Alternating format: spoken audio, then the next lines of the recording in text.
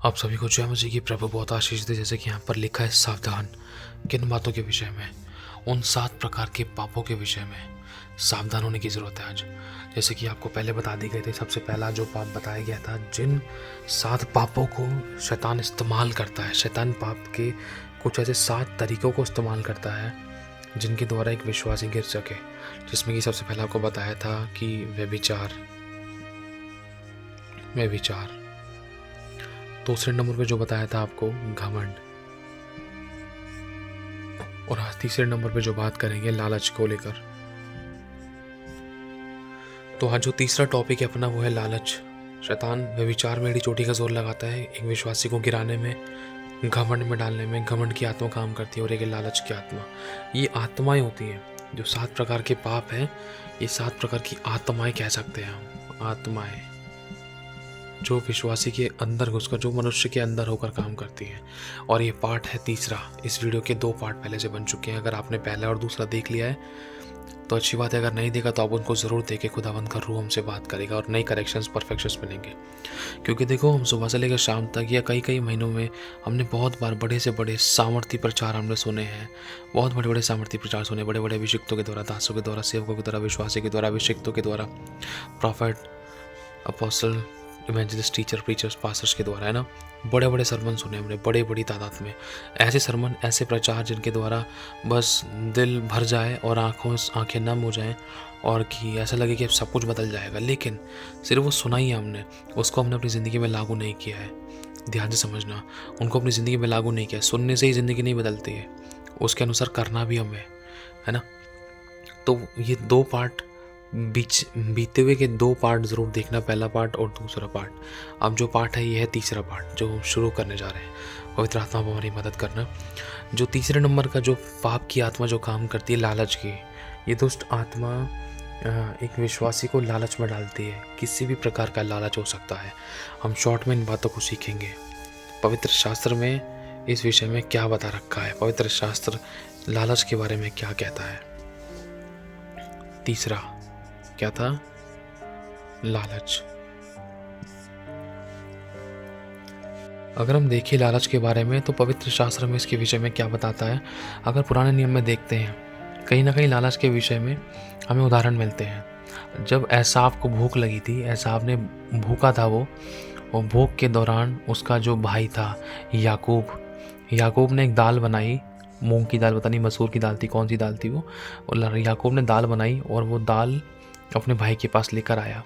तो उस भाई ने, एसाव ने क्या बोल दिया, अरे भाई मुझे तेरी दाल दे दे, तू मेरा पहलौठे होने का अधिकार ले ले। समझ रहे हो? दाल दे दे, पहलौठे होने का अधिकार ले ले। इसने अधिकार मांग लिया, इसने अधिकार दे दिया, इसने दाल दे दी। दाल के चक्कर में उसने पहलौठे होने का अधिकार ही ले लिया। दाल का लालच। अगर हम उत्पत्ति की पुस्तक में पढ़ते हैं, एक था फल का लालच। अगर हम कहीं ना कहीं आगे पुराने नियम में पढ़ते हैं, किसी स्त्री का लालच किया किसी ने। अब दाऊद ने उस स्त्री का लालच किया था जिसको उसने नहाते हुए देखा था।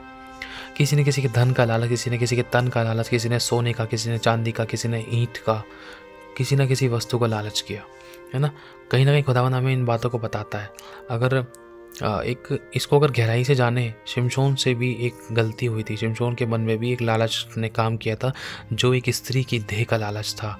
शिमशोन एक स्त्री को पसंद करने लगा था, और वो भी परमेश्वर के वचन के विरोध में थी। वो सब चीज़ें परमेश्वर ने मना किया था, ऐसे लोगों के साथ कुछ भी नहीं करना है, दूरी बना के रखनी है। लेकिन शिमशोन के अंदर का लालच है ना, परमेश्वर की आज्ञाओं को जांचने टटोलने नहीं दे रहा था। समझ रहे हो? ये लालच की गंदी आत्मा काम कैसे करती है। और अगर हम देखें गेहजी को लेकर, जब नामान कोड़ी के टाइम पर, नामान कोड़ी जब चंगा हुआ, तो एलीशा के साथ जो उसका सेवक था, गेहजी था, जो नामान कोड़ी आया था एलीशा के पास में। एलीशा के साथ में एक उसका सेवक था। एलीशा ने बोल दिया था, नामान एक काम कर, पानी के अंदर 7 डुबकियाँ मार ले तो ठीक हो जाएगा। तो उस नामान ने 7 डुबकियाँ मार ली और वो ठीक हो गया। तो नामान ने सोचा, मैं एक काम करता हूँ, मैं सोना चांदी जो कपड़े वस्त्र है, ये काम करता हूँ, मैं एलीशा को दे देता हूँ। तो एलीशा के पास जब ये एलीशा के पास लेकर आया, तो एलीशा ने मना कर दिया, नहीं मुझे नहीं चाहिए, तो अपना धन अपने पास रख। तो फिर ये वापस चला गया। तो ये सारा सब कुछ लेकर वापस आ गया। जैसे ही रास्ते में वापस जा रहा था, तो इतने में गेहजी भाग कर आया, परमेश्वर की उपस्थिति में से उठ के। इसके मन में कहीं ना कहीं लालच ने दरवाज़ा खटखटाया। अब इस लालच की वजह से ना इसने 4 गुना मसा खो दिया। बहुत तगड़ी शक्ति खो दी इसने। इसने ये लालच इसको खींच के ले आया, भागे भागे रथ को रोका उसके रथ को रोका और गेजी ने उससे बोला, नामन एक काम करिए, सोना चांदी मुझे हमें दे दे। इसने बोला, उसने बोला, ऐसे रखवा देते, वे करवा देते, बहुत सी बातें हुई, उस टॉपिक में नहीं जाएंगे। तो उस लालच की आत्मा ने इसे झूठ बुलवाया, लालच की आत्मा ने इसके अंदर छल उत्पन्न किया, कपट उत्पन्न किया। इस लालच की आत्मा ने इसके अंदर से परमेश्वर की उपस्थिति को दूर कर दिया। लालच की आत्मा ने इससे उस मसे को दूर कर दिया जो मसा एलिया की ज़िंदगी में था। एलिया की ज़िंदगी में कौन सा मसा था? एलीशा का मसा। ध्यान से देखना, एलिया का मसा, एलिया का दुगना किसने पाया? एलीशा ने। अब एलीशा का दोगुना किसको मिलता? 2 और 2 4, एलीशा का दोगुना मतलब अब 4 गुना, टोटल 4 गुना। 4 गुना किसको मिलता? गेहजी को। अब सोच कर देखो, उस गेहजी ने थोड़े से सोने चांदी के चक्कर में कितना 4 गुना मसा खो दिया। वो 4 गुना मसा उसको सब कुछ दे सकता था, समझ रहे हो? 4 गुना मसा उसको बहुत ब्लेसड लाइफ दे सकता था।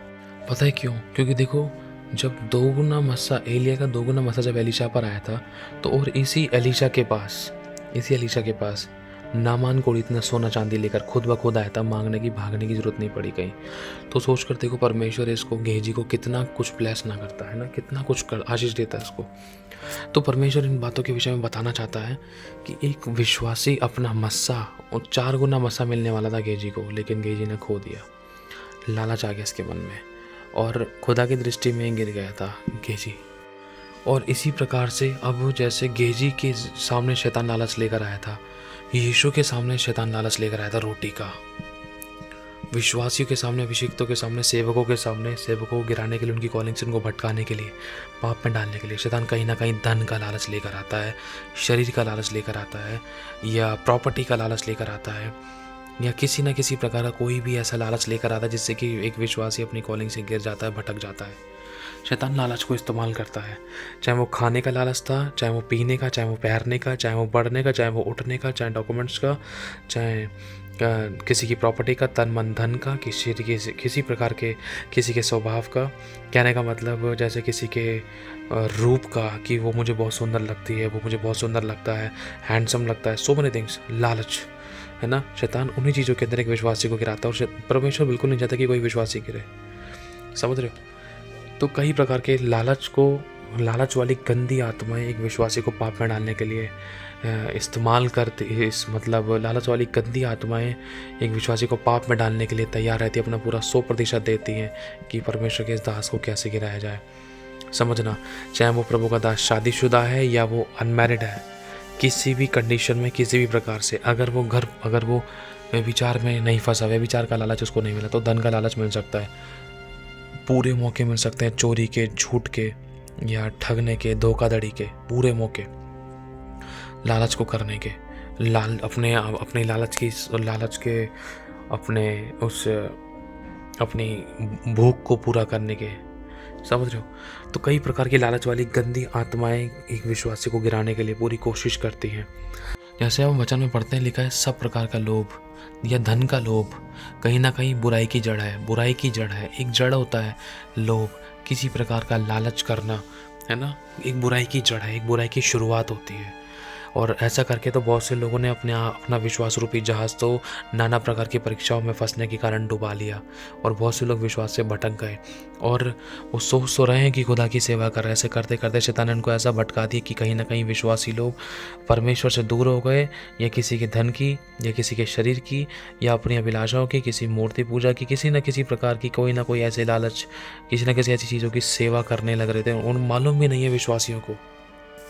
लेकिन प्रभु चाहता है इन सब बातों से मेरे बच्चों, मेरे बेटा और बेटी, निकल आओ, पश्चाताप करो और एक नई शुरुआत करो, माफ़ी मांगो खुदावन के सामने और एक नई शुरुआत करो। कोशिश करो कि हाँ प्रभु, आगे से मुझसे गलती ना हो, और सावधान हो जाओ, पिछले समय को याद करके आगे को गलती ना करो। हालेलुया। ये लालच ऐसी चीज़ है जिसके चक्कर में इंसान अपने भोग विलास, अपने अभिलाषों को पूरा करने के चक्कर में अपनी फाइनेंशियली कंडीशन में कुछ ना कुछ खो बैठता था। फाइनेंशियली, स्पिरिचुअली, सोशली, शारीरिक, आत्मिक, आर्थिक, संसारिक, बहुत सी चीज़ों में एक विश्वासी बहुत कुछ हो सकता था। ये लालच ऐसी आत्मा होती है, एक ऐसी गंदी दुष्ट आत्मा होती है जो एक विश्वासी को मतलब कहीं का नहीं छोड़ती। इसलिए सावधानी बरतने की ज़रूरत है ना? खुदावंद ने अपने अभिषिक्तों को, अपने सेवकों को और परमेश्वर ने भविष्यद्वक्ताओं को फटकार लगाई है, याजकों को, विश्वासी को फटकार लगाई है ना? कि परमेश्वर के सेवक लोग क्या कर रहे थे। अगर हम पुराना नियम पढ़ते हैं, है ना, तो बहुत सी चीज़ें हमें परमेश्वर इस विषय में सावधान करता है कि हर एक लालच वाली गंदी आत्माओं से हमें बच के रहना है। शैतान कई बार सामने रोटी फेंक सकता है, पत्थर डाल सकता है, बोल सकता है, जैसे यीशु के सामने परिस्थितियाँ क्रिएट की गई थी कि देख तो ये कर ले, मैं तुझे सारा राजपाट दूंगा, तो मेरे को दंडवत कर, है ना? अब बहुत बार बहुत से विश्वासी सेवा में कमज़ोर पड़ जाते थे, या कुछ भी कैसी भी सिचुएशन हो सकती थी कि उनको खुदा से दूर करने के लिए शैतान इस लालच का इस्तेमाल करने की कोशिश कर सकता था, या कुछ भी ऐसी चीज़ देकर बस ये सेवा से दूर हो जाए, ये इस चीज़ में फंस जाए। चाहे वो नौकरी का लालच है, चाहे वो नौकरी, छोकरी, बीवी, टीवी, कुछ भी हो सकता है ना? कि कैसा भी किसी प्रकार का कोई भी लालच था। तो आज इस समय की में सावधानी बरतने की हमसे ऐसी गलतियाँ ना हो। अगर कहीं गलत है तो हम करेक्ट करें, पश्चाताप करें, माफ़ी मांगकर खुदा के पास फिर से दौड़ाएं। हालेलुया। प्रभु आशीष आप सभी को। जय मसीह की।